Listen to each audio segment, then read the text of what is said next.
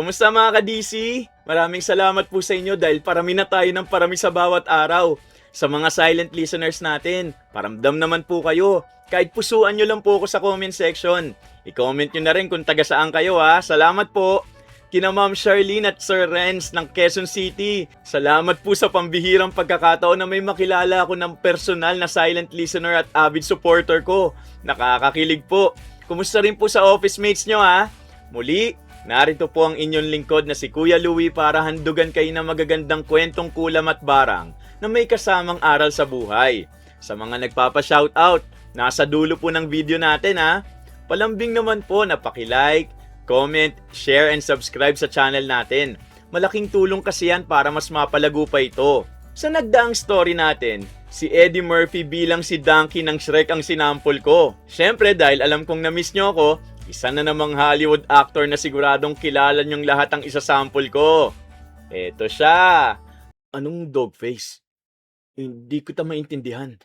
Kung nung nakaraan, Donkey ang binosesan ko, ngayon naman, aso na superhero.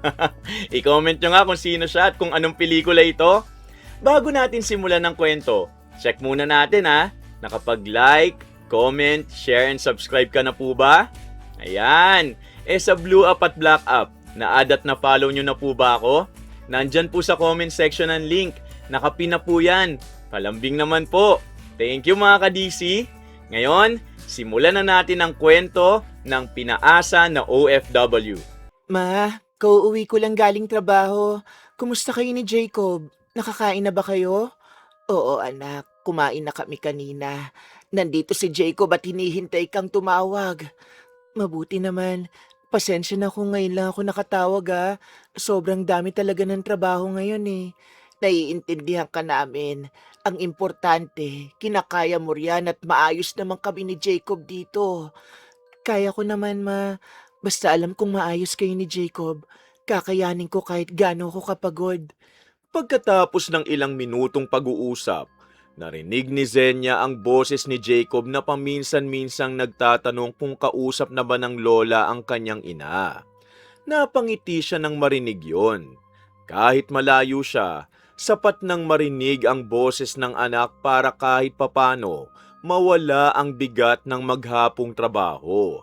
Alam niyang maraming pagkakataong hindi niya nakikita ang paglaki ni Jacob.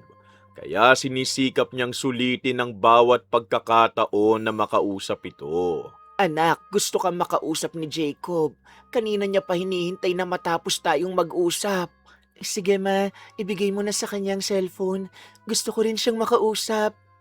Hello mama, kumusta ka po? Pagod ka po ba ngayon? May kinain ka na po ba pagkatapos ng trabaho? Pagod lang ng konti anak, pero okay lang ako. Ikaw, kumusta ang araw mo sa school? Masaya naman po mama. May ginawa po kaming drawing kanina. Tapos dito po sa bahay, ikaw at ako din drawing ko. Maingat na inayos ni Senya ang pagkakahawak sa cellphone habang nakikinig sa anak. Sa bawat pag-uusap nila, pilit niyang pinaparamdam kay Jacob na malapit lamang siya kahit libu-libong kilometro ang layo. Alam niyang hindi kayang palitan ng pera ang mga panahong hindi niya kasama ang bata. Kaya sinisikap niyang makabawi sa pamamagitan ng madalas na pakikipag-usap dito. Para kay Senya, sapat nang malaman niyang masaya at ligtas si Jacob habang siya ay nagtatrabaho sa ibang bansa. Mama, kailan ka po ba talaga uuwi? Sabi mo dati, ilang buwan na lang bago matapos ang trabaho mo dyan, di ba? Konti na lang anak. Kapag natapos ang kontrata ko, uuwi ako agad para makasama ka ng matagal. Gusto ko po sana pag uwi mo, bilan mo ko ng mga toys. Kahit po hindi marami, basta ikaw ang bibili. Sige anak, pero mag-iipon pa si mama ha, para maayos natin ang bahay kapag nakauwi na ako. Opo, kahit maliit lang basta kasama kita mama. Ayoko nang matagal kang wala rito. Saglit na natigilan si Zenya sa sinabi ng anak. Hindi niya ipinakitang nasaktan siya dahil ayaw niyang maramdaman ni Jacob na kasalanan nito kung bakit siya nalulungkot. Matagal na niyang tinatanggap na kailangan niyang tiisin ang pagkawalay para mabigyan ng magandang kinabukasan ng bata. Ang mahalaga sa kanya, may maayos na pagkain, pag-aaral at tahanang uuwian si Jacob. Kahit mahirap ang trabaho niya sa ibang bansa, hindi niya pinagsisisihan ng desisyon na umalis para kumita. Hindi rin ako sanay na malayo sa'yo, anak. Pero ginagawa kong lahat para hindi ka mahirapan paglaki mo. Kapag malaki na po ako naman na magtatrabaho para hindi mo na kailangang lumayo sa akin, Mama. Hmm, hindi mo kailangang isipin yun ngayon. Mag-aral kang mabuti at maging mabait. Sapat ng regalo yun sa akin. Pangako po, Mama. Aalagaan ko rin po si Lola at hihintayin talaga kita hanggang sa makauwi ka na. Pangako ko rin, anak. Uuwi ako at babawi ako sa lahat ng panahong hindi kita nakasama. Mahal na mahal po kita, Mama. Mag-ingat ka po palagi dyan, ha? At huwag mong kalimutang kumain ng maayos. Mahal na mahal din kita, Jacob. Makinig ka kay Lola, ha? At mag-aral kang mabuti habang wala pa ako. I love you, anak. Muling kinuha ni Alma ang telepono matapos magpaalam si Jacob. Ilang sandali pa silang nag-usap tungkol sa pangkaraniwang pangangailangan sa bahay. Sinabi ni Alma na patuloy niyang aalagaan si Jacob at sisiguraduhing maayos ang bata habang nagtatrabaho si Senya sa ibang bansa. Tiniyak naman ni Zenya na magpapadala siya sa tamang oras para sa gastusin ng anak. Matapos ang kanilang pag-uusap, nagpaalam na sila sa isa't isa. Inilapag ni Senya ang cellphone at muling inayos ang kanyang mga gamit. Kinabukasan, Senya, tapos ka na ba sa ginagawa mo? Mukhang kanina ka pa abala at hindi ka pa nakakapagpahinga. Konti na lang. Kailangan ko lang tapusin itong mga naiwan bago ko umalis para hindi na maipon bukas. Ako na ang tutulong dyan. Mas mabilis natin matatapos kung sabay natin gagawin kaysa ikaw lang mag-isa. Salamat, Lester. Sanay lang talaga ako na ako ang gumagawa dahil ayoko makaabala sa ibang tao. Hindi naman abala sa akin. Mas gusto ko ngang tumutulong kaysa makita kitang halos ikaw na lang ang gumagawa eh. Lumapit si Lester sa mesa ni Zenya at tinulungan siyang ayusin ang mga kailangang tapusin. Hindi naman ito ang unang pagkakataon na nag-alok ng tulong ang lalaki. Ngunit nito mga nakaraang araw, mas napapansin na ni Zenya ang pagiging maalalahanin nito. Hindi ito mapilit at hindi rin mahilig magtanong tungkol sa mga personal niyang bagay. Kapag napapansin itong pagod siya, kusa itong nag-aalok ng tulong nang walang hinihinging kapalit. Hindi ko alam kung bakit lagi kang nandyan kapag kailangan ko ng tulong. Baka masanay ako sa kabaitan mo, ha? Wala namang masama kung masanay ka. Hindi lahat ng taong tumutulong may hinihinging kapalit sa huli. Siguro dahil sa mga pinagdaanan ko, nahihirapan na akong basta magtiwala sa isang tao. Naiintindihan ko yun. Hindi kita pipilitin na magtiwala agad. Hayaan mong kusa mong makita kung sino talaga ako. Ay, may mga araw talagang gusto ko nalang umuwi. Pero kapag naiisip ko si Jacob, kailangan kong magpatuloy. Naging madalas ang kanilang pag-uusap habang nagtatrabaho. Unti-unting nalaman ni Lester ang tungkol kay Jacob at sa dahilan kung bakit napilitan si Zenya na magtrabaho sa ibang bansa. Hindi niya ito pinakialaman o pinilit na magsalita tungkol sa dating asawa. Sa halip, nakinig lamang siya at nagbigay ng payo kapag hinihingi yun ni Zenya. Nakikinig. Sa halip, nakikinig lamang siya at nagbibigay ng payo kapag hinihingi yun ni Zenya. Si Jacob ba ang anak mo na madalas mong ka-video call pagkatapos ng trabaho? Oo, 8 taong gulang pa lang siya kaya gusto kong kahit malayo ako, nararamdaman niyang kasama pa rin niya ako. Kaya pala lagi mong minamadali ang trabaho. Gusto mo matapos agad para makausap mo siya pagkatapos. Siya ang dahilan kung bakit ako nandito. Iniwan kami ng ama niya at naghanap ng ibang babae. Nakakahiya nga eh. Hindi mo kailangang ikahiya yun. Mas nakikita ko kung gaano ka katapang dahil hindi mo pinabayaan ang anak mo. Napatingin si Zenya kay Lester matapos marinig ang sinabi nito. Matagal na niyang iniiwasang pag-usapan ng tungkol kay Arman dahil ayaw niya nang balikan ang sakit na dulot ng pag-iwan sa kanila. Subalit sa pagkakataong yon, hindi niya naramdamang hinuhusgahan siya. Sa halip, mas lalo niyang naramdaman na may taong nakakaunawa sa mga dahilan ng kanyang mga desisyon. Hindi madali ang mag-isa. Minsan iniisip ko kung tama ba ang desisyon kong umalis at iwan muna si Jacob. Hindi mo siya iniwan para talikuran. Umalis ka lang dahil gusto mo magkaroon siya ng mas magandang buhay, di ba? Ay, sana balang araw, maintindihan niya rin kung bakit kailangan kong gawin yun para sa kanya. Sigurado yun. Kapag lumaki siya, malalaman niyang lahat ng paghihirap mo. Dahil mahal na mahal mo siya. Salamat. Ang gaan lang sa pakiramdam kapag may taong nakikinig ng hindi ako kailangang kaawaan. Hindi kita kinakaawaan, Zenya. Nahangaan nga kita eh. Dahil kahit nasaktan ka, patuloy ka pa ring lumalaban. Mula noon, mas naging komportable si Zenya kay Lester. Hindi pa niya alam kung saan hahantong ang kanilang pagiging magkaibigan. Ngunit nagsimula na siyang magtiwala sa lalaki. Sa mga sumunod na araw, hindi lamang trabaho ang pinag-uusapan nila. Naging bahagi na rin ng kanilang mga usapan ang kanilang mga pangarap, pamilya, at buhay na gusto nilang magkaroon balang araw. Isang araw, matapos nilang mag-usap tungkol kay Jacob, matagal na tumingin si Lester kay Zenya bago tuluyang nagsalita. Zenya, may matagal na akong gustong sabihin sa'yo pero natatakot akong baka magbago ang pakikitungo mo sa akin eh. Ha? Bakit naman? Sabihin mo lang, mas mabuti nang maging malinaw tayo kesa may kinikimkim kang problema. Ano kasi, Se- Zenya, higit pa sa kaibigan ang tingin ko sa'yo. May nararamdaman na ako para sa'yo at seryoso ko rito. Ha? Lester, hindi ko alam kung handa pa akong pumasok ulit sa relasyon. Ayoko nang masaktan katulad noon eh. Hindi kita pipilitin. Gusto ko lang malaman mong tanggap ko ang buong pagkatao mo. Pati si Jacob. Kung ganon, bigyan mo muna ako ng panahon.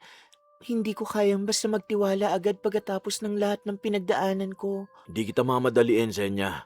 Gusto kong dumating ang araw na ikaw mismo magiging handang magtiwala sa akin.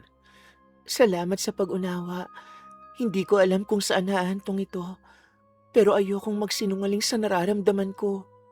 Kahit konti lang ang pagkakataon, gusto kong patunayan na iba ako sa lalaking unang nanakit sa'yo. Siguro, kailangan ko lang talagang makita kung pareho ang sinasabi mo at ginagawa mo. O sige, ipapakita ko yun sa'yo. Hindi ako aalis dahil lamang may anak ang kailangan mong unahin. Ilang araw na lumipas at naging mas maingat si Senya sa pakikitungo kay Lester. Hindi niya agad sinagot ang nararamdaman nito. Subalit hindi na rin niya ito iniiwasan. Sa halip, hinayaan niyang mas makilala ang lalaki. Kapag may pagkakataon, nag-uusap sila tungkol sa kanilang pamilya, mga pangarap, at mga bagay na gusto nilang gawin kapag nakauwi na sila sa Pilipinas. Unti-unti, nakikita ni Senya ang isang taong marunong makinig at hindi humihingi ng kapalit sa bawat tulong na ibinibigay nito. Lester, gusto kong makilala mo si Jacob ng mas maayos. Lagi kanyang naririnig sa mga kwento ko tungkol sa trabaho. Talaga? O sige, gusto ko rin siya makausap. Ayokong isipin niyang may taong papasok sa buhay niyo nang hindi siya kasama. Natatakot lang ako na baka masaktan siya kapag hindi naging maayos ang relasyon natin. Ano ka ba? Hindi ko siya bibigyan ng dahilan para maramdaman niyang hindi siya mahalaga sa akin. Kung ganon, tatawagin kita mamaya kapag kausap ko na si Jacob pagkatapos ng klase niya. Nang araw na yun, tinawagan ni Zenya si Jacob at ipinakilala kay Lester. Sa unang pag-uusap nila, Maayos ang pakikitungo ng lalaki at hindi niya pinilit ang bata na maging malapit agad sa kanya. Tinanong niya ito tungkol sa eskwela, mga paboritong laro at mga gusto nitong gawin kasama ang ina. Naging komportable si Jacob at ilang beses itong natawa sa mga kwento ni Lester. Mama, mabait naman po si Tito Lester. Pwede ko po ba siyang makausap ulit kapag may oras ka bukas? Pwede naman anak. Basta wag mong pababayaan ang pag-aaral mo ha. Dahil mas importante yun kesa sa lahat.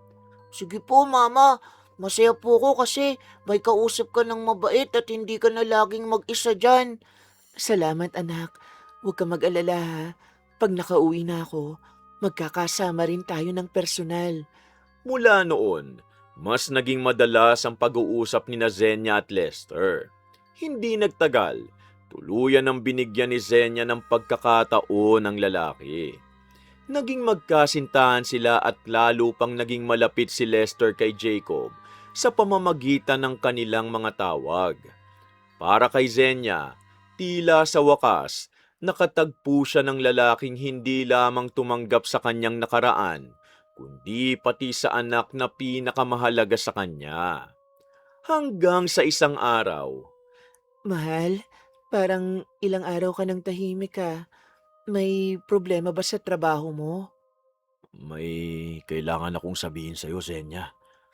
Hindi ko alam kung paano ko sisimulan dahil ayoko mag-alala ka eh. Ha? Bakit? Ano ba yan? Sabihin mo na magkasama tayo ngayon. Kaya ayokong may kinikimkim kang problema na hindi ko alam. Natapos ng kontrata ko rito.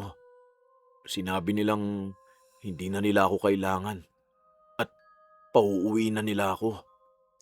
Ganun ba? Teka, huwag ka mag-alala. Makakahanap ka rin ng ibang trabaho pagbalik mo sa Pilipinas. Ilang araw matapos ang pag-uusap na yon, inasikaso na ni Lester ang kanyang pag-uwi. Hindi naging madali para kay Senyang isipin na may iwan siyang muli sa ibang bansa. Subalit pinili niyang suportahan ng nobyo. Sa halip na panghinaan ng loob, sinabi ni Lester na gusto niyang magsimula muli sa Pilipinas habang ipinagpapatuloy naman ni Zenya ang pagtatrabaho para sa kanilang kinabukasan. May itatanong sana ako, pero baka isipin mong nakikialam ako sa buhay niyo ni Jacob eh. Sige lang, sabihin mo lang. Mas gusto kong alam ko ang iniisip mo kaysa manghula ako sa mga gusto mong mangyari. Kung papayag ka, gusto kong sa bahay niyo muna ako tumira habang naghahanap ako ng bagong trabaho. Pwede naman, pero ang gusto ko, seryoso ka maghanap. Ayokong masanay kang walang ginagawa habang ako nagtatrabaho rito. Oo, pangako. Habang wala akong trabaho, ako na rin ang tutulong sa pag-aalaga kay Jacob para hindi mahirapan ang mama mo. Natuwa si Senya sa sinabi ni Lester dahil alam niyang malaking tulong yun sa kanyang ina. Madalas siyang nag-aalala kung paano nahahati ng kanyang ina ang oras sa pagtitinda sa palengke at pag-aalaga kay Jacob. Kung si Lester ang makakasama ng bata, mas kampante siyang ipagpatuloy ang trabaho niya abroad. Ilang araw pang lumipas bago tuluyang umalis si Lester. Pagdating niya sa Pilipinas, maayos siyang tinanggap ni Alma. Hindi nagtagal, naging komportable rin si Jacob sa kanya dahil palagi niya itong kinakausap at sinasamahan. Nang bumalik si Alma sa pagtitinda ng isda at karne sa palengke, mas lalo nitong ipinagkatiwala kay Lester ang pag-aalaga sa apo. Mabuti at nandito ka na, Lester. Malaking tulong sa akin na may kasama si Jacob habang nagtatrabaho ako sa palengke. Huwag ko kayong mag-alala, tita. Aalagaan ko siya ng mabuti at sisiguraduhin kong hindi siya mapapabayaan. Mabuti kung ganon. Malaking bagay kay Senya na alam niyang may taong nag-aalaga sa anak niya. Naiintindihan ko. Mahal ko si Senya. Kaya mahalaga rin sa akin si Jacob. Salamat. Kaya lalo kitang pinagkakatiwalaan.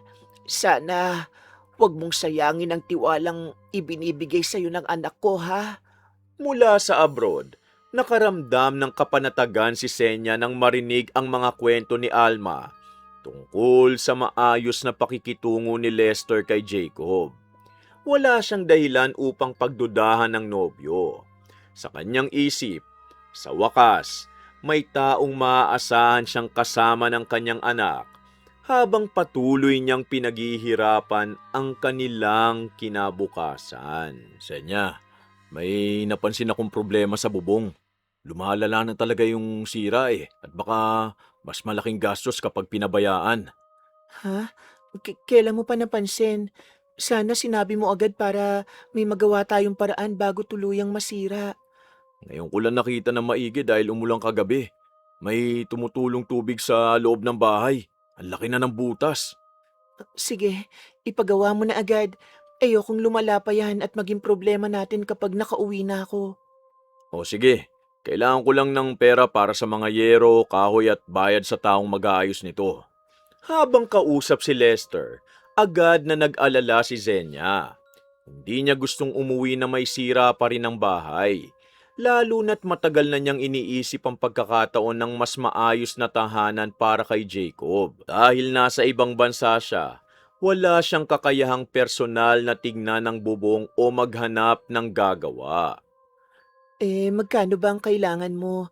Sabihin mo lang sa akin para maipadala ko agad at makapagsimula na kayo. Mga 15,000 siguro ang kailangan muna. Kasama na ron ang materyales at bayad sa gagawa, Zenya. O sige, ipapadala ko agad mamaya. Siguraduhin mong matibay ang ipapagawa para hindi na tayo gumastos ulit ha. Oo, hindi ako kukuha ng mumurahing materyales, no? Gusto kong maayos talaga para hindi ka na mag-alala. Salamat Lester. Natutuwa ako dahil kahit wala ako, inaasikaso mo pa rin ang bahay natin. Hindi na nagtagal ang kanilang pag-uusap. Agad na inayos ni Zenya ang pagpapadala ng pera at ipinadala ang halagang hiningi ni Lester. Matapos matanggap ng lalaki ang pera, sinabi nitong kinabukasan, bibili na siya ng mga kailangan. Samantala, nagpatuloy si Zenya sa kanyang trabaho na panatag ang loob. Ilang araw siyang naghintay ng balita tungkol sa pagpapagawa hanggang sa muling tumawag si Lester. Zenya, nakabili na ako ng mga bagong yero. May kahoy na rin at may taong magsisimula ng mag-ayos sa bubong. Talaga? Buti naman. Pwede mo bang kunan ng litrato para makita ko kung anong itsura? Oo, sandali lang. Ipapadala ko sa iyo para makita mong hindi nasasayang ang perang pinapadala mo. Salamat. Gusto ko talagang makita dahil matagal ko nang iniisip na ayusin natin ang bahay. Huwag ka mag-alala. Pag uwi mo, hindi mo na kailangang isipin ang bubong dahil tapos na yon. Makalipas ang ilang minuto, nakatanggap si Senya ng ilang litrato mula kay Lester. Nakita niya ang mga bagong yero at ilang kahoy na nakasalansan malapit sa bahay. Hindi niya napansin na kaunti lamang ang materyales kumpara sa halagang ipinadala niya. Hindi niya alam na hindi pa talaga nasisimulan ang malaking bahagi ng pagpapagawa. Para sa kanya, sapat nang makita ang ilang materyales upang maniwalang ginagawa ni Lester ang ipinangako nito. Nakita ko na. Mukhang maayos naman. Sigurado kong natutuwa si Jacob niyan. Kaya ako ginagawa to, Senya. Gusto ko pag uwi mo, maramdaman mong hindi na sayang ang lahat ng paghihirap mo. Sus, kaya lalo ako nagpapasalamat sa iyo eh. Kahit malayo ako, alam kong may taong nag-aasikaso para sa atin. Huwag mo isipin ang gastos. Ang mahalaga, maayos ang bahay natin. At masaya ka pagdating rito. Sige, magtitiwala ako sa iyo. Basta ipagpatuloy mo lang ang pagpapagawa at sabihin mo sa akin kung may kulang. Pagkatapos ng tawag, masayang ipinagpatuloy ni Senya ang kanyang trabaho. Hindi niya alam na matapos niyang ipadala ang pera, ibang plano ang pinagkakaabalahan ni Lester.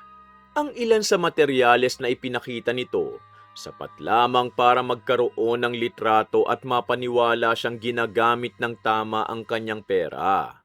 Ang natitirang halaga, itinabi niya para sa sarili niyang mga gastusin at sa lihim na babaeng matagal na niyang pinagtatakpan kay Senya. Huwag ka mag-alala, Senya. Aayusin kong lahat bago ka umuwi. Kahit ako na ang gumawa ng paraan. Wala nang ibang hiningi si Senya sa pagkakataong yun. Para sa kanya, isang problema na naman ang nawala dahil may taong handang umako ng responsibilidad habang malayo siya.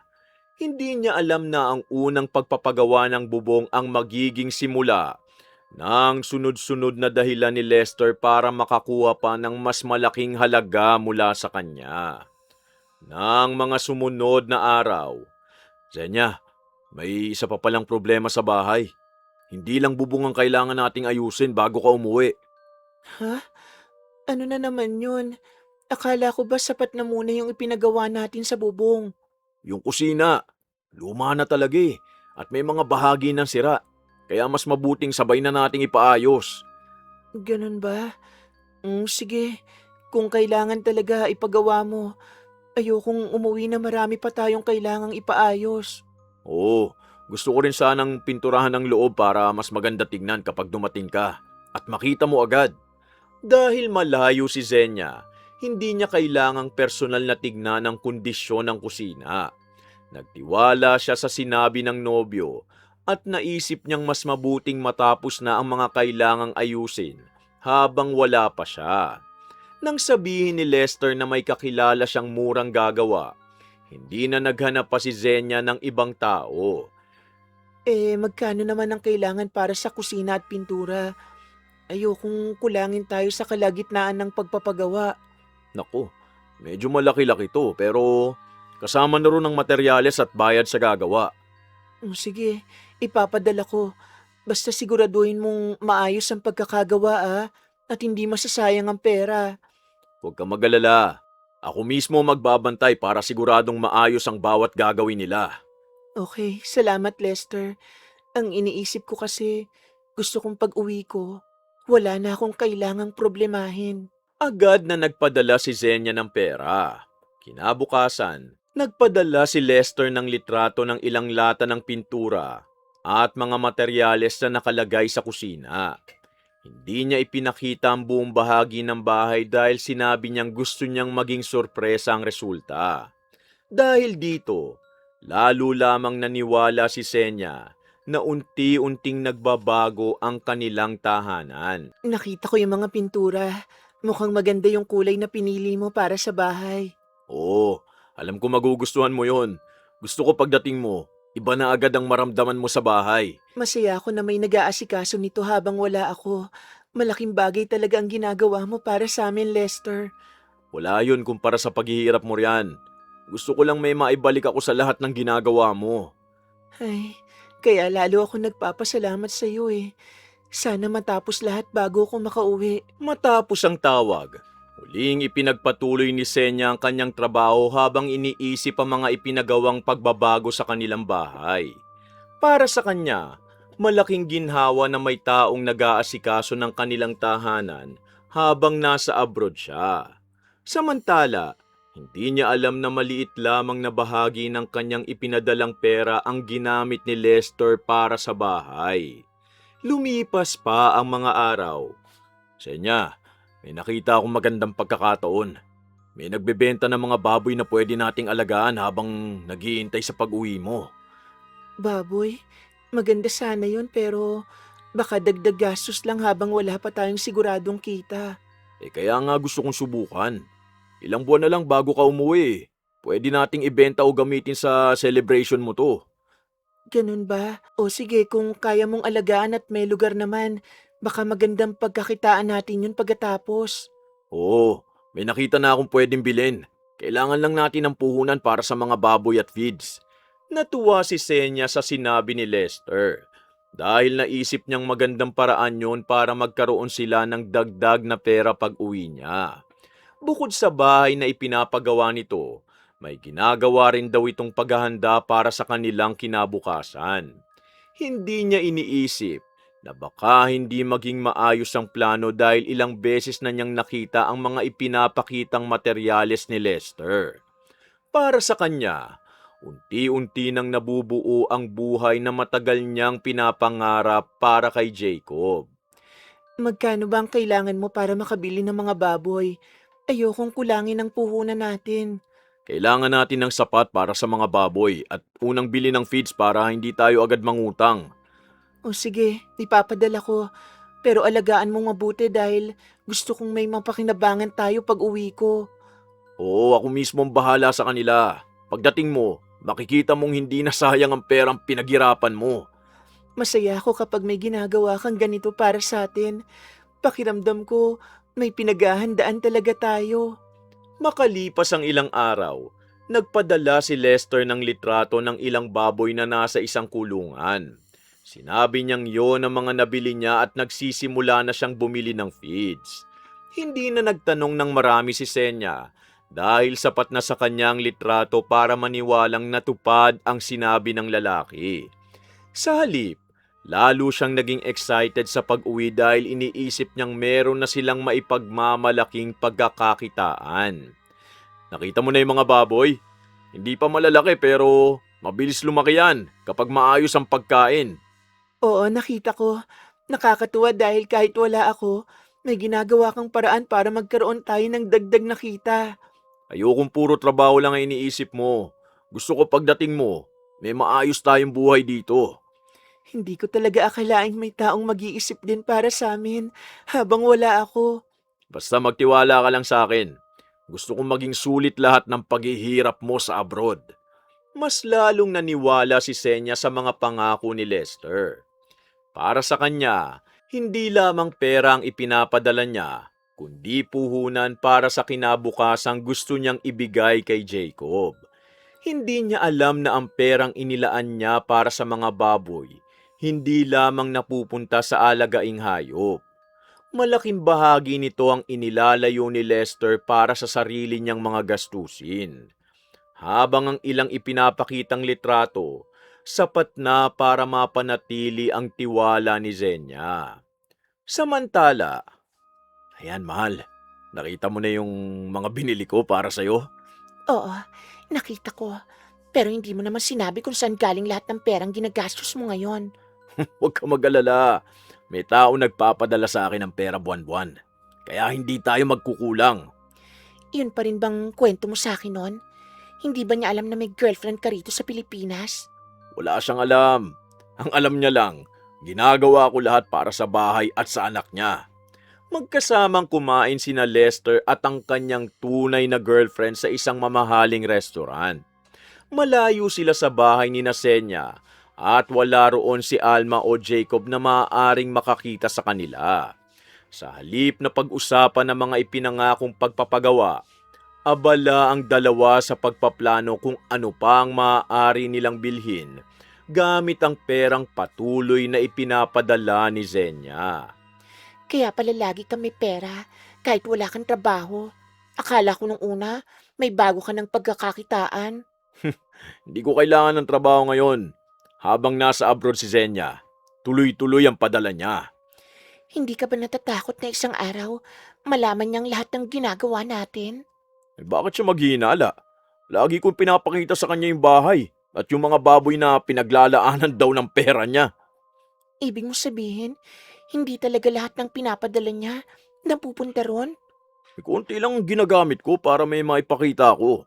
Yung natitira, para sa atin. Hindi naman niya sinusuri kung saan napupunta eh. Napangiti ang babae habang tinitignan ang bagong cellphone na ibinigay sa kanya ni Lester. Hindi niya naisip na perang ilang araw na pinaghirapan ni Senya ang ginamit para mabili yun. Para sa kanilang dalawa, madali lamang ang lahat dahil malayo si Senya at walang nakakakita sa tunay na ginagawa nila. Sigurado ka bang hindi kanya mahal ng sobra para habulin ka kapag nalaman niya? Mas lalo lang siyang hindi maghihinala dahil lagi kong sinasabi na ginagawa ko ang lahat para sa kanya at kay Jacob. Ang galing mo magsinungaling. Maging ako minsan, nakakalimutan kung may ibang babae kang niloloko. Huwag mo na isipin yun. Ang mahalaga, tayo magkasama at tayo ang nakikinabang sa perang pinaghihirapan niya. Maya-maya, biglang tumawag si Zenya kay Lester upang malaman kung maayos ang mga ginagawa nito sa bahay. Masaya niyang ikinwento ang mga plano niya para sa pag-uwi at ang mga bagay na gusto niyang gawin kasama si Jacob. Lester, salamat talaga sa lahat ng ginagawa mo ha. Mas lalo akong ginaganaang magtrabaho dahil alam kong may pinaghahandaan tayo. Oo, walang anuman, mahal. Magtrabaho ka lang dyan. At ako nang bahala sa lahat dito. Basta alagaan mo si Jacob at siguraduhin mong maayos ang bahay bago ako umuwi. Oo, pangako. Gusto kong maging masaya ka pagdating mo. At makita mong hindi na sayang ang lahat. Pagkatapos ng tawag, ipinagpatuloy ni Senya ang kanyang trabaho nang walang anumang pagdududa. Para sa kanya, unti-unti nang natutupad ang mga plano nila para sa kanilang pamilya. Hindi niya alam na ang perang pinaghirapan niya, patuloy na ginagastos ni Lester kasama ang babaeng tunay nitong karelasyon. Nang sumunod na araw, Senya, kailangan ko sana ng dagdag na pera para sa feeds ng mga baboy dahil mas mabilis silang lumalaki ngayon eh. Akala ko ba sapat pa yung pinadala ko dati? Malaki rin kasi yung halaga na ipinadala ko para sa kanila. Malaki nga yun. Pero hindi ko inasahang ganito karami ang kakailanganin nilang pagkain habang lumalaki sila eh. Oh, sige. Titignan ko kung magkano ang kaya kong ipadala dahil may sarili rin akong gastos dito. Naiintindihan ko. Pero sayang naman kung hindi natin sila mapapakain na maayos. Dahil malapit ka nang umuwi. Ilang linggo na ang lumipas mula nang magsimulang manghingi si Lester para sa mga baboy. Sa bawat tawag niya kay Zenya, may bago siyang dahilan kung bakit kailangan ng dagdag na pera. Dahil gusto ni Zenya na maging maayos ang lahat bago siya umuwi, patuloy siyang nagbibigay kahit kailangan din niyang magtabi para sa sariling pamasahe at mga pasalubong. Hindi niya napapansin na unti-unti nang lumalaki ang halagang inilalabas niya para sa mga bagay na hindi niya personal na nakikita. Oh, sige. Magpapadala ako mamaya. Pero gusto kong malaman kung ilan na talaga ang baboy at magkano ang nagagastos mo sa feeds. May ilan na tayong alaga at patuloy ko pang inaalagaan. Huwag kang mag-alala dahil alam kong pera mong ginagamit ko. Mabuti kung ganon. Gusto kong may mapakinabangan tayo kapag nakauwi na ako at hindi puro gastos. Kaya nga ginagawa ko to. Ayokong pagdating mo rito, wala akong may papakita sa'yo mula sa lahat ng paghihirap mo. Makalipas ang ilang oras, ipinadala na ni Zenya ang perang hinihingi ni Lester. Pagkatapos matanggap yon, agad namang nagpadala ang lalaki ng litrato ng mga baboy at ilang sako ng feeds. Hindi na nagtanong ng marami si Zenya dahil nakita niyang may mga alagang hayop nga. Hindi niya alam na hindi lahat ng perang ipinapadala niya napupunta sa pagkain ng mga yon. May malaking bahagi na naman ang inilaan ni Lester sa kanyang lihim na buhay. Nakita ko yung litrato. Mukhang malalaki na sila ngayon at mukhang maayos naman ang pag-aalaga mo. Oo, naalagaan ko sila araw-araw. Gusto ko pagdating mo, may maipagmamalaki tayong pinaghirapan natin. 2 buwan na lang yata talaga. Excited na akong makauwi at makita kayo ni Jacob. Kami rin. Sigurado ako matutuwa si Jacob kapag nakita ka na ulit at hindi ka na malayo sa kanya. Kaya lalo ako nagsisikap ngayon. Gusto ko pag uwi ko, maayos na lahat at wala na akong kailangang isipin. Magtiwala ka lang sa akin. Ako na ang bahala sa mga kailangan dito hanggang sa tuluyan kang makauwi. Pagkatapos ng tawag, nagpatuloy si Senya sa kanyang trabaho.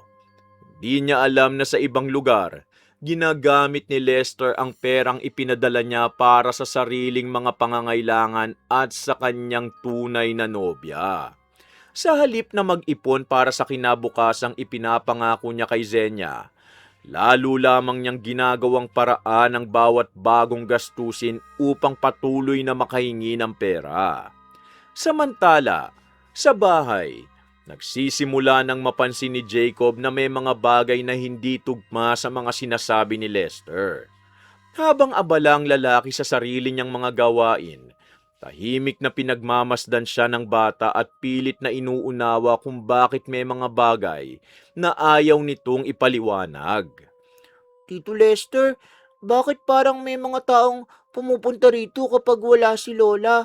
May kailangan ba sila sa'yo? Wala kang kailangang alalahanin, Jacob. Mga taong may inaasikaso lang sa akin at hindi mo na kailangan makialam. Pero bakit may binibigay ka pong pera sa kanila? Akala ko yung pera ni mama para sa bahay at mga baboy. Huwag kang magtanong ng ganyan. Hindi mo pa naiintindihan ang mga bagay na pinag-uusapan ng matatanda. Pero kapag tinanong ako ni mama tungkol dito, sasabihin ko ba sa kanya yung nakita ko kanina? Huwag na huwag mong sasabihin kay Mama Senya mo kahit na ano tungkol sa nakita mo. Naintindihan mo ba? Nanatiling nakatingin si Jacob kay Lester matapos marinig ang mariing pagbabawal nito. Sa unang pagkakataon, naramdaman niyang may bagay na talagang itinatago ang lalaki sa kanyang ina. Hindi na siya nagtanong pa dahil ayaw niyang muling magalit si Lester. Ngunit hindi niya nakalimutan ang nakita niyang babae at ang perang iniaabot dito. Kinagabihan, hindi pa rin mapakali ang bata. Tito Lester, sino po ba talaga yung babaeng pumunta kanina? Hindi ko pa siya nakikitang pumupunta rito dati ah. Kaibigan ko lang siya, Jacob. May kailangan siyang kunin kaya wag mo na isipin ang tungkol doon. Pero nakita kong binigyan mo siya ng pera. Akala ko para yung sa bahay at sa mga baboy. May mga bagay na hindi mo kailangan malaman dahil matatanda ang nag-uusap tungkol sa pera, ha? Pero pera po ni mama yun, di ba? Siya po ang nagpapadala para sa bahay at mga kailangan natin. Tama na, Jacob. Huwag kang maraming tanong dahil baka mapagalitan kita kapag hindi ka tumigil. Napayuko si Jacob at hindi na sumagot. Hindi niya nagustuhan ang paraan ng pagsagot ni Lester. Lalo na dahil dati, palagi itong mabait sa kanya. Habang nagliligpit ang lalaki sa sala, patuloy namang iniisip ng bata ang babaeng nakita niya. Hindi niya alam kung bakit may taong binibigyan ng pera si Lester gayong palaging sinasabi nitong kulang ang perang ipinapadala ng kanyang ina. Lalo siyang nalito nang mapansin niyang may bagong gamit na dala ang babae. Tito Lester, bakit bago yung cellphone ng babae? Hindi ba mahal yung ganong cellphone? Hindi ko alam kung saan niya nakuha yon. Huwag mo nang pakialaman ang gamit na ibang tao. Narinig ko rin siyang tinawag kang mahal. Kaibigan lang ba talaga siya tulad ng sinabi mo? Baka mali lang ang pagkakarinig mo. Bata ka pa, kaya huwag kang gumagawa ng sarili mong kwento, ha? Gusto kong sabihin kay mama para hindi ako nagkakamali tungkol sa mga nakikita ko rito. Kapag nagsumbong ka, baka isipin ng mama mo na sinisiraan mo ko at magalit siya sa'yo. Mas lalong natakot si Jacob nang marinig yun. Hindi niya alam kung kanino siya dapat maniwala. Mahal niya ang kanyang ina at ayaw niyang magkaroon ng problema sa pagitan nila ni Lester. Subalit hindi rin niya kayang kalimutan ang mga nakita niya. Nang umalis ang lalaki upang bumili ng pagkain, mabilis na lumapit si Jacob sa bintana at sinilip ang labas. Nakita niyang sumakay ang babae sa isang sasakyan at umalis kasama ang ilang supot na hawak nito. Pagbalik ni Lester, agad siyang tinanong ng bata. Bakit po parang marami siyang dalang bagong gamit? Galing po ba yun sa perang pinadala ni mama? Hindi ko alam kung ano iniisip mo, pero ayokong marinig ka nagsasalita tungkol dyan sa harap na ibang tao. Hindi ko naman po gusto magsumbong, pero gusto ko lang po malaman kung bakit parang may tinatago ka. Wala akong tinatago. Ikaw ang gumagawa ng problema dahil masyado kang maraming tanong tungkol sa buhay ng matatanda. Kapag umuwi na si mama, gusto kong siya mismo ang tanungin tungkol sa lahat ng nakita ko. Huwag na huwag mong gagawin yon. Kapag sinabi mo kay Zenyan tungkol dito, ikaw ang mapapahamak sa gulo. Muling tumahimik si Jacob. Hindi niya naunawaan kung bakit kailangang takutin siya ni Lester gayong wala naman siyang ginawang masama. Sa halip na ipilit ang mga tanong, pumasok siya sa kanyang kwarto at naupo sa kama. Hawak niya ang maliit na laruan na regalo ni Zenya at tahimik na iniisip kung kailan makakauwi ang kanyang ina. Kinagabihan, tumawag si Zenya. Nang marinig ni Jacob ang ringtone ng cellphone, agad siyang lumabas ng kwarto. Gusto niyang sabihin ang lahat. Ngunit mabilis na kinuha ni Lester ang telepono bago pa niya ito maabot. Lester, gusto kong makausap si Jacob. Kanina ko pa siya iniisip at gusto kong marinig kung kumusta na siya. Nasa loob siya at nagpapahinga eh. Medyo pagod daw siya ngayon kaya baka ayaw muna niya makipag-usap. Ganun ba? Sige, tawagin mo na lang siya kapag okay na. Gusto ko lang malaman kung maayos siya habang wala ako. Huwag ka magalala. Ako ang kasama niya rito eh. At hindi ko hahayaang may mangyaring masama sa kanya. Nakatayo lamang si Jacob ilang hakbang mula kay Lester habang naririnig ang kanilang pag-uusap. Gusto niyang lumapit, ngunit nang magtama ang kanilang mga mata, agad siyang umatras. Hindi niya alam kung paano sasabihin kay Zenya ang totoo nang hindi lalong magagalit si Lester. Sa unang pagkakataon, nagsimula siyang matakot na baka hindi na siya ligtas kapag wala ang kanyang ina. Isang araw, muling tumawag si Zenya. Lester, baka pwedeng si Mama muna ang kasama ni Jacob kapag may kailangan kang asikasuhin sa labas. Wag na mahal. Mas mabuti sigurong ako na lang ang kasama niya para hindi siya mahirapan. Pero baka napapagod ka rin. Hindi naman masama kung tutulungan ka ni Mama kapag may kailangan ka. Ayaw ni Jacob na iniiwan ko siya. Umiiyak kapag wala ako eh. Kaya mas gusto kong ako manatili rito. Kung ganun sige. Basta siguraduhin mong maayos siya ha. At huwag mong pabayaan habang wala pa ako. Matapos ang tawag, lalo pang naging maingat si Lester sa paghawak sa sitwasyon sa bahay. Alam niyang malapit nang umuwi si Zenya at ayaw niyang magkaroon ng pagkakataon si Alma na mapansin ang mga ginagawa niya. Dahil abala ito sa pagtitinda sa palengke, madali niyang naiiwasan ang mga tanong tungkol sa kanyang mga lakad at perang hawak. Samantala, si Jacob lalong naging tahimik dahil hindi niya alam kung paano sasabihin sa kanyang ina ang mga nakita niya. Tito Lester, bakit ayaw mong si Lola ang kasama ko kapag may pupuntahan ka? Gusto ko rin naman siyang kasama rito. Ayokong isipin ni mama mong pinababayaan kita habang nagtatrabaho siya. Hindi naman ako umiiyak kapag kasama ko si Lola. Gusto ko lang may kasama ako kapag wala ka. Huwag mo na nga ipilit yan. Ako nagsasabi kung sinong dapat manatili rito.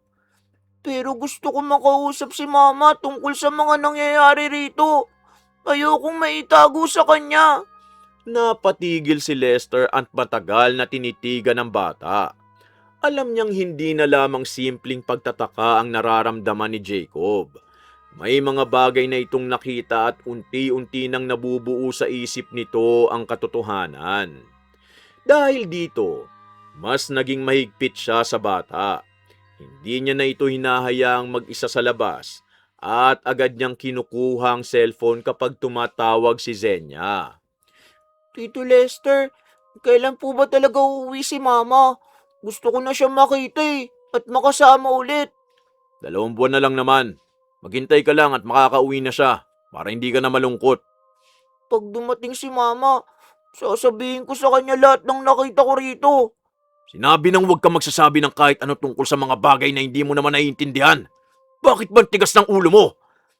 Pero sabi ni Mama, sabihin ko sa kanya kapag natatakot ako Tama na, Jacob.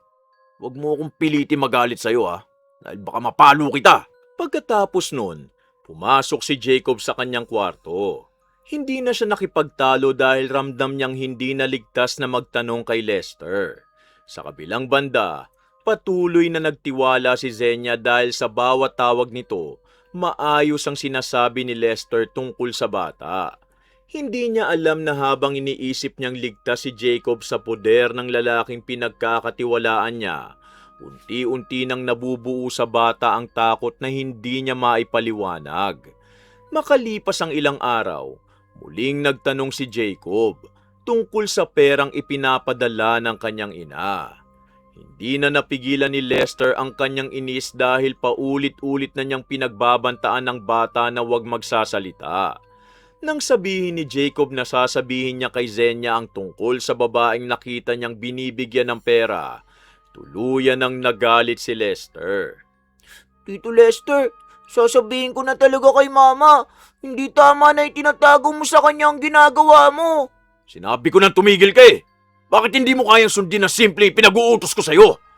Wala naman akong ginagawa masama eh. Gusto ko lang malaman ni Mama ang totoo tungkol sa pera niya. Kung hindi ka titigil, ikaw mismo ang sisisihin niya kapag nalaman niyang gumagawa ka ng problema rito.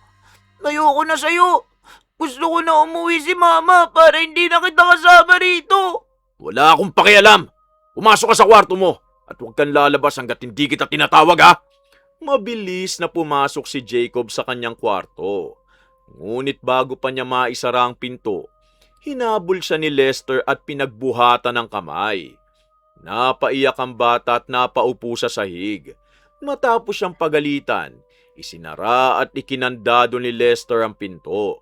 Naiwan si Jacob na umiiyak habang mahigpit na hawak ang laruan na regalo sa kanya ni Zenya. Hanggang sa bumili sa mga araw at dumating na ang pag-uwi ni Zenya. Paglapag ng eroplano, agad niyang tinawagan ang kanyang ina. Ma, nasan ka ngayon? Kalalapag lang ng eroplano at gusto kita makita agad bago ako dumiretso sa bahay. Ha? Nasa palengke ako, anak. Hindi ko alam na ngayon ka pala darating, kaya hindi kita nasundo. Ayos lang, ma. Gusto ko ring sorpresahin ka. Ang tagal kong hinintay ang araw na makakauwi ako. Anak, hindi ako makapaniwala na nandito ka na talaga. Miss na kita, ma. Pero mas gusto kong makita agad si Jacob. Sigurado ako naghihintay na yun sa akin. Ilang sandali pa, narating na ni Zenya ang palengke. Mabilis na nilapitan ni Alma ang anak at mahigpit itong niyakap. Ilang sandali muna silang nag-usap sa gilid ng pwesto nito habang patuloy ang pag-aayos ng mga paninda. Hindi maitago ni Zenya ang saya dahil matapos ang matagal na pagtatrabaho sa ibang bansa, muli na niyang masisilayan ng personal ang kanyang ina. Dala niya ang ilang pasalubong para kay Alma at isang malaking bag na puno ng mga bagay na matagal nang hinihintay ni Jacob. Marami kang dala. Sigurado akong matutuwa si Jacob sa mga pasalubong mo. Ilang araw na rin niyang hinihintay ang pag-uwi mo. May mga laruan akong binili para sa kanya at may damit din. Gusto kong makita ang mukha niya kapag binuksan niya ang lahat ng yon. Mas matutuwa yon dahil ikaw mismo ang dumating. Lagi niyang sinasabi na gusto ka na niyang makasama ng matagal. Kaya nga hindi na ako makapaghintay. Kumusta naman siya habang wala ako? Maayos ba siyang nakikisama kay Lester? Oo naman.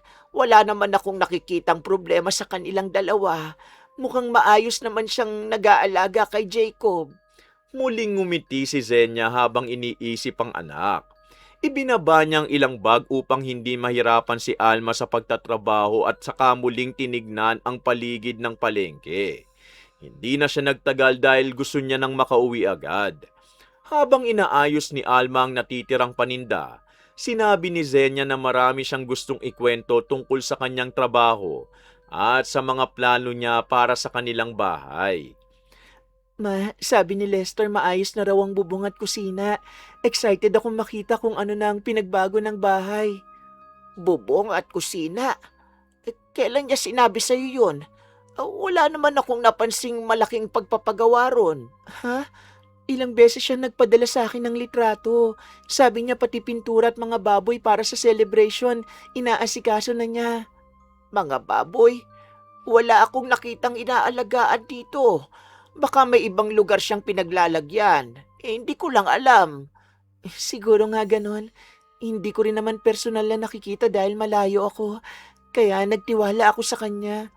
Napatingin si Alma sa anak at sandaling hindi nakapagsalita. Hindi niya alam na maraming beses palang nagpadala si Zenya ng pera para sa mga ipinapagawa at ipinabibili ni Lester.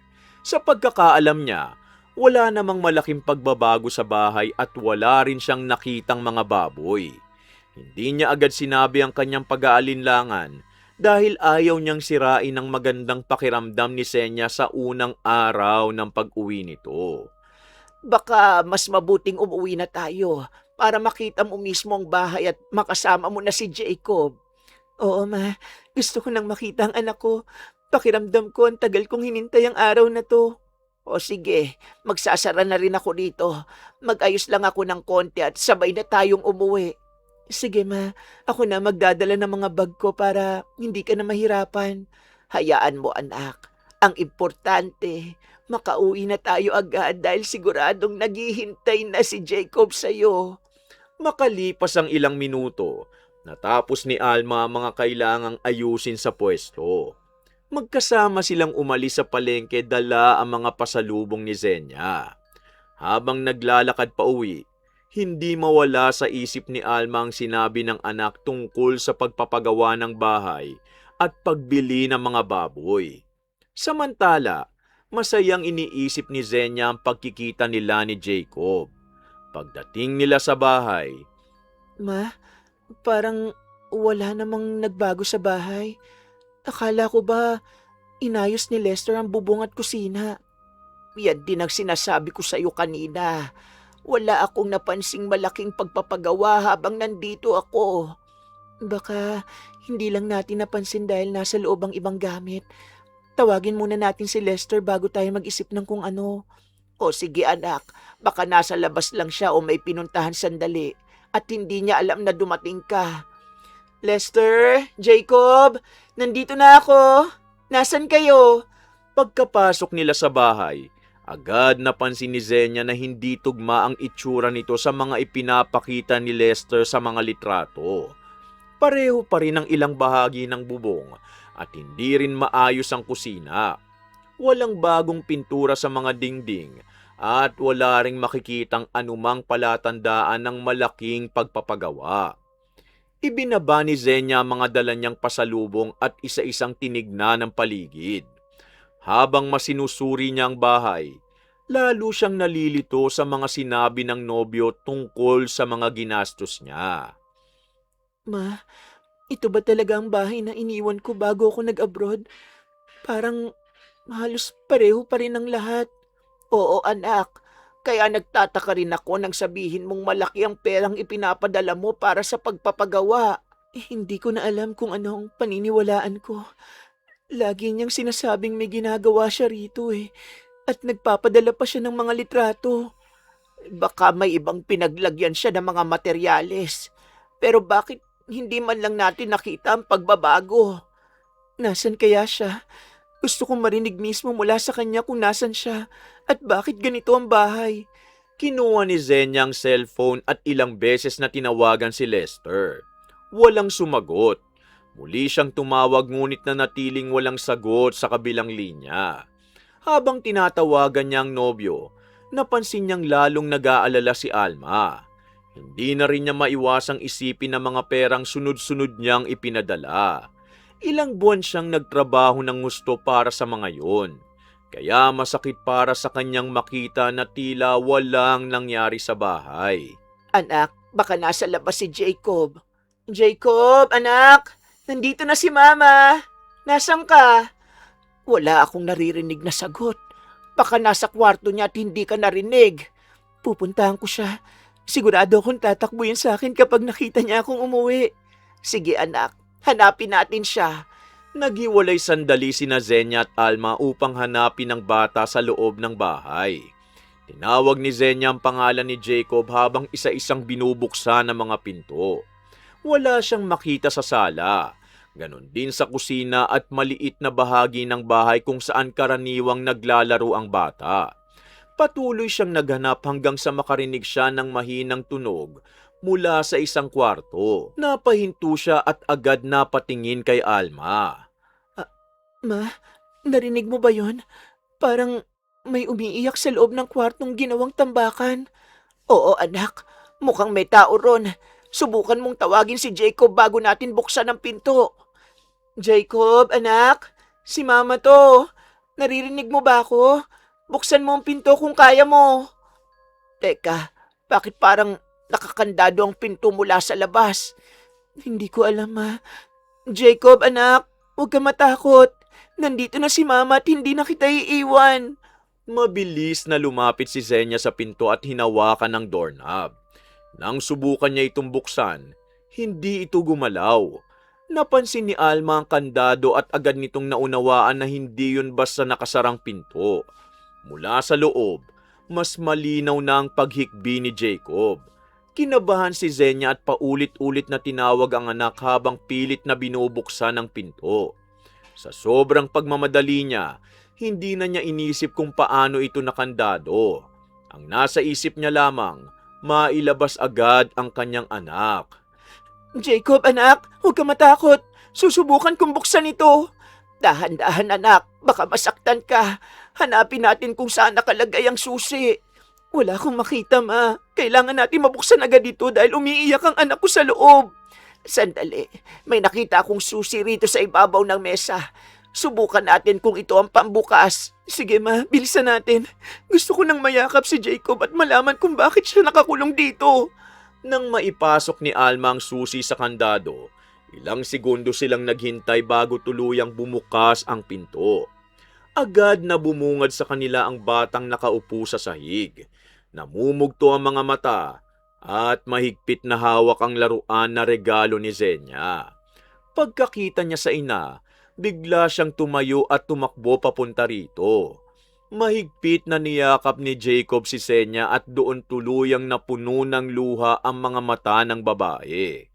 Hindi niya inakala na ang matagal niyang hinihintay na pag-uwi, sasalubungin ng ganitong kalagayan ng kanyang anak.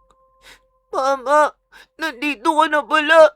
Akala ko hindi ka na darating dahil matagal kitang hinihintay araw-araw. Anak, bakit ka umiiyak? Bakit ka nakakulong dito? Sinong gumawa nito sa'yo? Si Tito Lester, Mama. Pinagbawalan niya ako magsabi sa'yo tungkol sa mga ginagawa niya rito. Jacob, sabihin mo sa amin ang lahat. Huwag kang matakot dahil kasama mo na ang mama mo at hindi ka namin iiwan. Nakita ko po siya nagbibigay ng pera sa isang babae, Mama. Sabi niya huwag kong sasabihin sa'yo dahil magagalit ka raw. Mahigpit na niyakap ni Zenya ang anak habang si Alma nanatiling nakatayo sa tabi nila. Hindi agad nakapagsalita si Zenya dahil hindi niya alam kung alin ang mas masakit. Ang makita ang anak na takot o malaman na may mga bagay palang matagal nang itinatago sa kanya. Hinaplos niya ang buhok ni Jacob at hinintay munang kumalma ito. Nang unti-unting tumigil ang paghikbi ng bata, sa kanya dahan-dahang tinanong kung ano ang mga nangyari habang wala siya. Bakit hindi mo sa akin sinabi nang tumatawag ako? Ilang beses kitang gustong makausap pero hindi ka niya pinapasa sa akin. Gusto ko magsabi, Mama.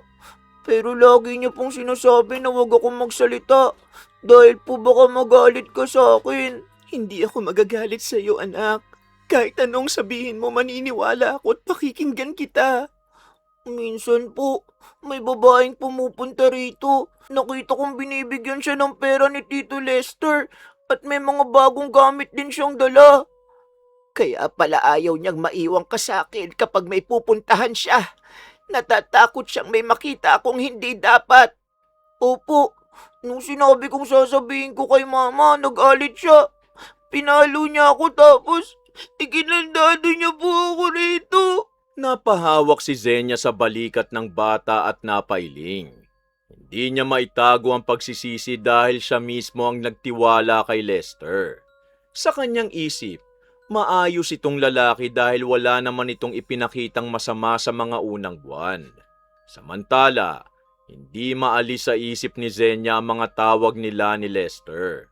Sa bawat pagkakataong nagtatanong siya tungkol kay Jacob, palaging sinasabi ng lalaki na maayos ang bata. Ngayon, malinaw na sa kanya kung bakit madalas na hindi niya nakakausap ng matagal ang anak. Ma, ilang beses kong tinanong si Lester tungkol kay Jacob. Lagi niyang sinasabing maayos ang anak ko at hindi niya pinapabayaan. Hindi ko rin alam, anak. Kung alam ko lang na ganito ang ginagawa niya, hindi ko sana iniwan si Jacob na kasama siya. Hindi mo kasalanan yun, Ma. Pareho tayong naniwala dahil hindi niya ipinakita kung sino talaga siya. Mama, may sinabi rin siya tungkol sa pera mo. Sabi niya, wag daw ako magtanong dahil hindi ko naman maiintindihan. Anong pera, anak? Anong sinabi niya tungkol sa perang ipinapadala ko? Sabi niya, para daw sa bahay at mga baboy. Pero nakita ko siyang may binibigyan na babae. Muling napatingin si Zenya sa paligid ng bahay. Biglang nagkaroon ng ibang kahulugan ng lahat ng bagay na nakikita niya. Ang bubong na dapat ay naayos na, ang kusinang dapat napaganda, at ang mga baboy na ilang buwan ng sinasabing inaalagaan ni Lester, wala sa harapan niya. Naramdaman niyang unti-unting napapalitan ng galit ang saya na dala niya mula sa kanyang pag-uwi. Subalit bago pa siya makapagsalita, biglang tumunog ang kanyang cellphone. Anak, sino ang tumatawag? Baka siya na yan. Si Lester. Hinihintay ko talaga ang tawag na to dahil gusto kong marinig ang paliwanag niya. Mama, huwag mo siyang kausapin. Natatakot ako kapag naririnig ko ang boses niya. Hindi ka na niya masasaktan, anak. Nandito na ako at hindi na kita iiwan sa kanya. Sagutin mo, anak. Pero huwag mong hayaang takutin ka niya. Alam na natin ngayon ang nangyari. Oo, ma. Gusto kong malaman kung hanggang saan niya kaya magsinungaling pagkatapos ng lahat ng ginawa niya sa atin. Dahan-dahang pinindot ni Zenya ang screen upang sagutin ang tawag. Mahigpit na kumapit si Jacob sa kanyang damit habang nakaupo sa tabi niya si Alma. Hindi na tulad ng mga nakaraang tawag ang pakiramdam ni Zenya. Sa pagkakataong yun, wala na siyang dahilan para magpanggap na maayos ang lahat. Handa na siyang harapin si Lester at alamin kung saan talaga napunta ang perang ilang taon niyang pinagpaguran sa ibang bansa. Lester, nasan ka? Umuwi ka ngayon at nakita kong wala namang ipinagawa sa bahay tulad ng mga ipinangako mo. Ano? Nasa bahay ka na ba, tanga? Akala mo ba hindi ko alam na darating ka ngayon? Huwag mo akong tawaging tanga. Sabihin mo kung nasan ang pera at bakit ganito ang bahay namin. Bakit mo pa itinatanong? Hindi mo ba naisip na hindi lahat ng ipinadala mo napunta sa bahay? Anong ibig mong sabihin? Pera ko yun para kay Jacob at sa mga ipinangako mong pagpapagawa rito. Napahigpit ang pagkakahawak ni Zenya sa cellphone habang nakikinig sa kabilang linya. Sa halip na marinig ang paghingi ng tawad ni Lester, narinig niya pa ang pagtawa nito. Nakatingin sa kanya si Alma habang nakakapit si Jacob sa kanyang braso. Hindi na mahalaga kay Zenya kung saan naroon ang lalaki. Ang gusto lamang niyang malaman kung paano nito nagawang gamitin ang perang ilang taon niyang pinaghirapan para sa kanilang anak. Simple lang, ginamit ko ang pera mo kung saan ko gusto. Akala mo ba lahat ng pinadala mo napunta sa bubong, kusina at mga baboy? Kaya pala wala akong nakitang pagbabago sa bahay.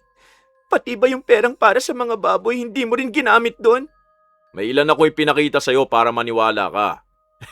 Hindi naman mahirap lokohin ng taong gustong maniwala eh. Ilang buwan ako nagtrabaho ng walang pahinga para sa perang yon. Paano mo nagawang gamitin yun para sa sarili mo? Simple lang. Alam ko magpapadala ka kapag sinabi kong para kay Jacob o para sa bahay ninyo. Napapikit si Zenya nang marinig yon. Mas masakit ang mga salitang binitiwan ni Lester kaysa sa pagkawala ng pera.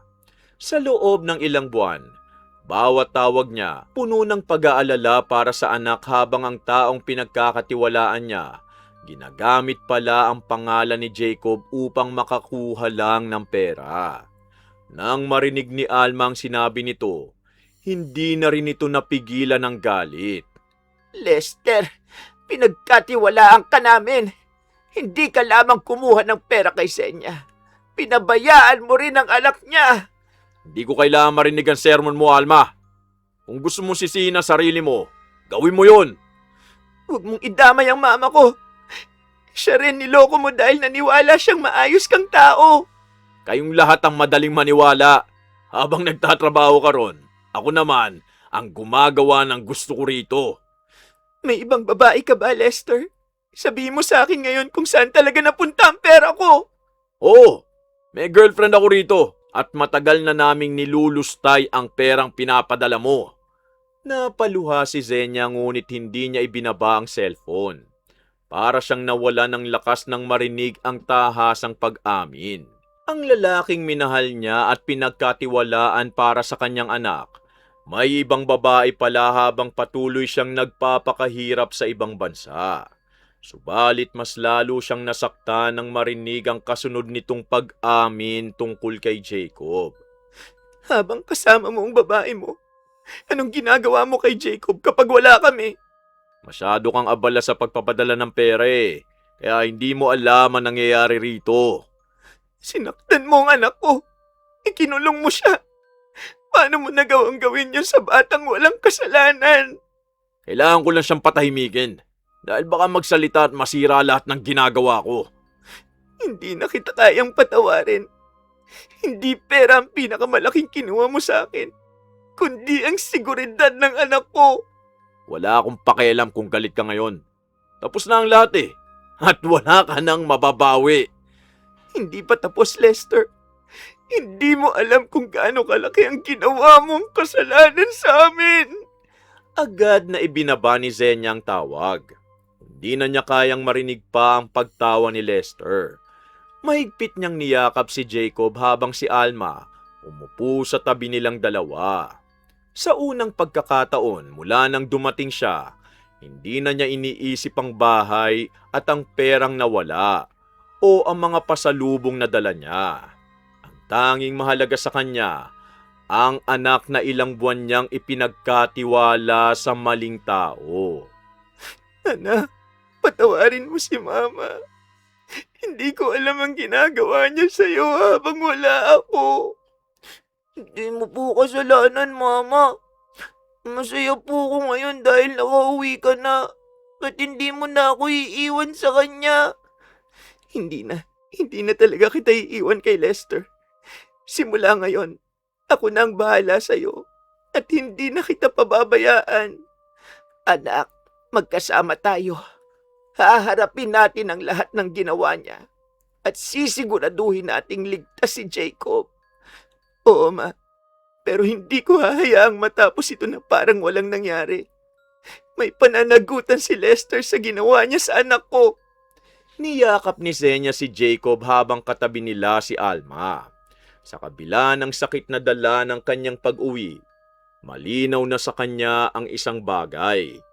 Ang lalaking pinagkatiwalaan niya, hindi lamang umubo sa kanyang ipon, kundi sinira rin ang tiwalang buong puso niyang ibinigay. Hindi na siyang babaeng patuloy na naniniwala sa bawat pangako ni Lester. Ngayon, galit na ang pumalit sa kanyang dating pagtitiwala. Nang sumunod na araw, Ma, hindi ko alam kung paano ko sisimulan ulit ang buhay namin ni Jacob pagkatapos ng lahat ng ginawa ni Lester. Anak, ang importante ngayon, ligtas na kayo. Huwag mong sisihin ang sarili mo sa panlolokong ginawa niya. Pero pinagkatiwalaan ko siya, Ma. Pinagkatiwala ko sa kanyang anak ko at perang ilang taon kong pinaghirapan. Pareho tayong nagtiwala sa kanya. Hindi natin alam na may masama pala siyang balak mula pa noon. Ma, may gusto kong gawin. Gusto kong ipakulam si Lester pati ang babaeng kasama niya. hindi pa rin mawala sa isip ni Zenya ang lahat ng nangyari. Habang inaalagaan niya si Jacob, paulit-ulit niyang naiisip ang mga perang nawala at ang mga gabing mag-isang natakot ang kanyang anak. Hindi na niya kayang ibalik ang mga panahong hindi niya kasama si Jacob. Subalit gusto niyang maramdaman ni na Lester at ng babae nito ang bigat ng ginawa nila. Nang sabihin niya kay Alma ang balak niya, matagal itong nag-isip bago tuluyang sumagot. May kakilala akong matanda na matagal nang marunong sa ganitong bagay. Pero hindi ko alam kung tama bang humingi tayo ng ganong tulong. Hindi ko gustong saktan sila ng ako mismo ang gagawa.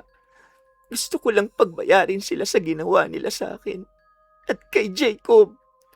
Kapag pinili mong gawin yan, kailangan mong tanggapin na maaaring hindi na maibalik ang mga susunod na mangyayari. Tinanggap ko na, Ma. Sobrang ginawa nila. Ayokong isipin nilang pwede nilang sirain ang buhay namin. At basta nalang makakalayo. Kung buo na talaga ang desisyon mo, sasamahan kita. Pero siguraduhin mong alam mo ang ginagawa mo. Nang hapon ding yun, iniwan muna nila si Jacob sa bahay kasama ang isang kamag-anak ni Alma at nagtungo sila sa isang maliit na bahay sa kabilang bahagi ng barangay. Doon nakatira si Mang Benito, ang matandang matagal nang kakilala ni Alma. Hindi agad nagsalita ang matanda nang makita ang dalawa. Pinaupo muna niya sila at hinintay na maipaliwanag ni Zenya ang dahilan ng kanilang pagpunta. Mang Benito, ito ang anak kong si Zenya. May malaking problema siyang gustong ihingi ng tulong sa iyo. Kung tungkol ito sa paghihiganti, kailangan mong pag-isipan ng mabuti ang bawat hakbang bago ka magdesisyon. Alam kong mabigat ang hinihingi ko. Pero ginamit nilang perang pinaghirapan ko at sinaktan nila ang anak kong wala namang kasalanan. Kung ganoon, may dala ka bang anumang bagay na maaaring magamit upang makilala ko ang dalawang taong tinutukoy mo? Opo, may litrato nila akong dalawa at may ilang gamit na naiwan ni Lester sa bahay bago siya umalis. Iwan mo rito mga yun at huwag mong sabihin sa iba ang tungkol sa pagpunta ninyo rito. Inilabas ni Zenya ang litrato ni na Lester at ng kanyang girlfriend na sadyang iniwan ni Lester sa bahay at inilagay yon sa harap ni Mang Benito. Kasunod nito, inilapag niya ang ilang gamit na naiwan ni Lester. Hindi na niya kailangang ipaliwanag ng mahaba ang kanyang galit dahil malinaw sa kanyang mukha ang sakit na dinaranas niya. Habang tinitingnan ni Mang Benito ang mga dala niya, tahimik lamang na nakaupo si Alma.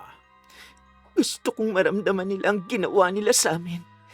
Hindi ko na kayang kalimutan kung paano nila ginamit ang anak ko para lukohin ako. Gagawin ko ang pinapagawa mo. Pero pagkatapos nito, huwag mo nang isipin na kailangan mong bumalik dito para sa kanila.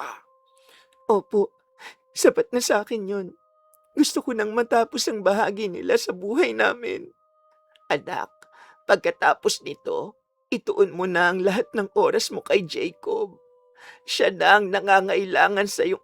Isa pa. Ituon mo na ang lahat ng oras mo kay Jacob. Siya ang nangangailangan sa iyo ngayon. Oo, ma. Pagkatapos nito, siya na ang uunahin ko. Hindi na ako magtatrabaho ng malayo nang hindi ko alam ang tunay na kalagayan niya. Umalis sina Zenya at Alma nang hindi na muling lumingon. Pag-uwi nila, agad na hinanap ni Zenya si Jacob at niyakap ito. Sa unang pagkakataon mula nang malaman niya ang buong katotohanan, naramdaman niyang may desisyon na siyang ginawa. Hindi na niya mababawi ang perang nawala at ang panahong nawala sa kanyang anak. Subalit umaasa siyang darating ang araw na haharap din sina Lester at ang kanyang girlfriend sa bunga ng kanilang ginawa. Hintayin niyo lang ang singil sa inyo. Lumipas ang ilang linggo matapos ang pagpunta ni na Zenya at Alma kay Mang Benito. Hindi na muling naghanap si Zenya ng balita tungkol kay Lester. Sa halip, itinuon niya ang oras sa pag-aalaga kay Jacob at unti-unting pagbabalik ng normal na buhay nilang mag-ina. Isang umaga, habang naghahanda sila ng almusal, biglang napansin ni Alma na nakatutok si Zenya sa telebisyon. Isang balita ang kasalukuyang ipinapakita at may dalawang taong nasa wheelchair na kapwa hindi maigalaw ng maayos ang kanilang mga paa. Anak, bakit parang bigla kang natigilan? May nakita ka ba sa balita na kilala mo? Ma, sila yun. Si Lester at yung girlfriend niya. Hindi ako pwede magkamali sa mukha nila. Teka, ano raw ang nangyari sa kanilang dalawa? Bakit pareho silang nasa wheelchair? Makinig tayo. Sinasabi ng reporter na bigla raw silang nawala ng pakiramdam sa ibabang bahagi ng katawan. Oo nga no. Hindi ko alam kung anong sasabihin ko. Pareho silang hindi na makalakad ayon sa balita. Ipinakita sa TV ang mga larawan nila Lester at ng kanyang girlfriend habang inilalahad ng reporter ang kanilang kondisyon.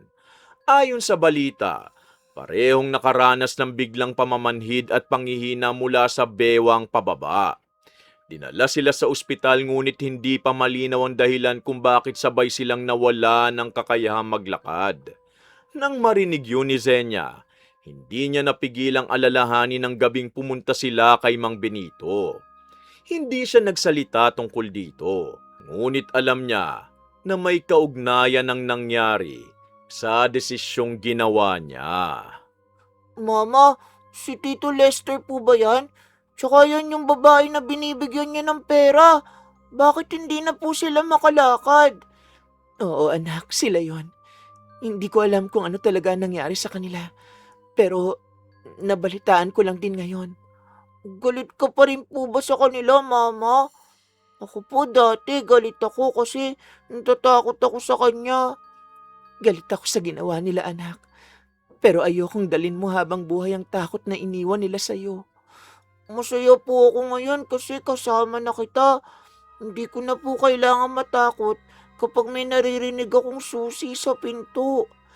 Hindi na kita iiwan sa taong hindi ko lubos na kilala. Simula ngayon, ikaw ang una kong iisipin sa bawat desisyon ko. Nang matapos ang balita, pinatay na ni Alma ang TV. Hindi na nila pinag-usapan ng matagal ang nangyari kina Lester at sa babae nito. Para kay Zenya, hindi na mahalaga kung ano pa mangyayari sa kanilang dalawa. Ang mas mahalaga, nakabalik na siya sa buhay ng kanyang anak. Unti-unti niyang inayos ang kanilang mga gastusin at pinag-isipan ng mabuti kung paano niya muling bubuuin ang perang nawala. Anak, hindi na natin mababawi ang perang nawala. Pero may natitira ka pang ipon at may pagkakataon kayong magsimulang muli. Oo, Ma. Hindi ko nahahayaang puro tiwala lang ang maging basihan ko kapag pera at anak kong pinag-uusapan. Hindi masama ang magtiwala. Ang mahalaga, natutunan mong alamin kung karapat-dapat ba talaga ang taong pinagkakatiwalaan mo. Natutunan ko na rin po yun. Hindi sapat ang magagandang salita kung hindi naman tugma sa ginagawa ng isang tao. Oo, at higit sa lahat, huwag mong kalilimutan na hindi kailangang malayo ka palagi para maging mabuting ina kay Jacob. Mula noon, nagsimula silang muli.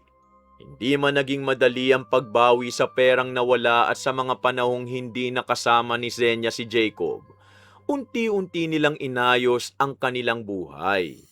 Pinili ni Zenya na wag nang magbulag-bulagan sa mga taong nagbibigay ng matatamis na pangako. Mas naging maingat na siya sa pera at higit niyang binantayan ang kalagayan ng kanyang anak. Sa huli, natutunan ni Zenya na ang pagiging OFW hindi lamang tungkol sa perang na iuuwi kundi pati na sa mga taong pinagkakatiwalaan habang malayo sa pamilya. Maaaring maging daan sa magandang kinabukasan ang pagtatrabaho abroad.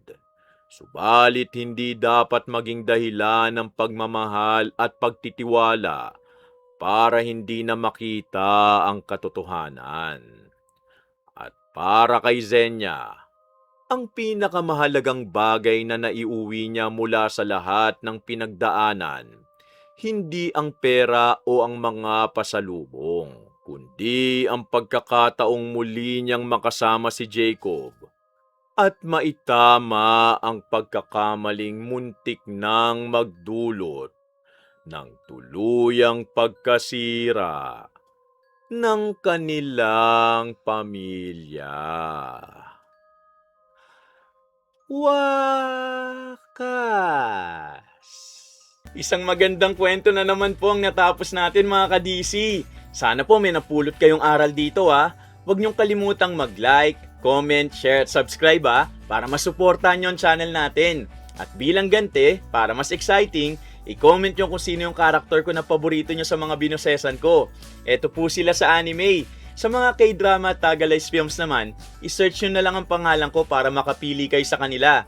Lilinawin ko lang mga ka-DC ha, yung sample na pinaririnig ko sa inyo sa bawat character, yun mismo ang boses na ginamit ko nung pinalabas sila sa Tagalays version sa TV. Huwag nyo rin pong kalimutang i-comment kung ano masasabi nyo sa kwento natin ngayon ha. Pag napili ko ang comment mo, isa-shoutout kita sa next story natin. Shoutout na ulit tayo! Shoutout kina Rainier Ripari, Hanilet Bernardo. Nasample ko na po si Taiga. Sample ko na lang ulit ngayon. Kuroko, pasa mo sa akin! Isasalaks ako! Sid Lawrence Gonzalez, Alin Flores, Minerva Concepcion from Pasig, Erin Bagoy, Manuelito Flores at kay Lola Maria and Jimboy from Baliwag, Bulacan, Maribeth Cabaluna, Rosette Ersando, Ann Camado, Nancy from Taguig, Yvonne Claire Mars, Rose Shun, Linda Crimen, Ian Banaga, Rubina Tan, Michelle Saad from Pablo, Nueva Ecija, Julio Cesar Capuno, Rose Pondanera, Kenny Cinco Flores, Charlotte Gonzalez from Cyprus, Assorted Love Hurts, Misty Capuno, Cherry Mukbang ASMR, Dea Joyoshi Tendido, Jeneline Gerarcas from Bicol, Maribel Ginang, Viance Maro Subang, Chari Ann Galsote, Rosa Manog, Kim Kilang, Alex Elioso, Elvilin Abiso, Mary Jane Lalik, Paulo Espadilla, Sydney Crosswind, Evelyn Malalay, Jenny Lujaring, Marico Naran, Abigail Joy Vergonia from Macau, Maribeth Solero, Shara Marie Hipulan, at syempre, shoutout kina Cute Survivor ng Japan, Mestisang Bangus ng Japan, Sugimura Perla Castro, Juliet B, Noemi Garcia Pabunan from Hong Kong, Maria Oro, salamat po sa message nyo sa Black App, Mel D from Malaysia, Phoebe Ranyada, Angelina Ignacio, Lydia Lopez, Cristina Peru, Gloray Ramos, Demicris Mancila da Cabrera, Gia Gigi, Crystals Philippines at Purificacion Fernandez Dulay. Shoutout kina Mama Lauren Boyles ng California, USA, kay Kuya Liam at Bebe Lay ng Quezon City, kina Bombom, Baby Jam at Jillian ng Sampaloc, Manila, kay Mamo Lovina at Papa Bong ng Manila, kay Tanod Potpot Mylas, pagaling ka to Fox, kay Keisha Chua ng Torrance, California, kay Josh and Lauren Rubio ng Buena Park, California, at kay Tep Tep. Pasensya na po sa mga hindi ko pa na-shoutout. Abangan nyo po sa mga susunod na upload natin ha. Kumusta po sa lahat ng mga kababayan natin na nasa ibang bansa at sa inyo pong masugid kong tagapakinig saan mang sulok ng Pilipinas. Mag-iingat po kayo palagi dyan at malakas po lagi ang ulan. O paano? Samahan nyo ulit ang inyong lingkod na si Kuya Louie sa susunod na kwento natin ha. Maraming salamat po at pagpalain tayong lahat ng puong may kapal. Bye!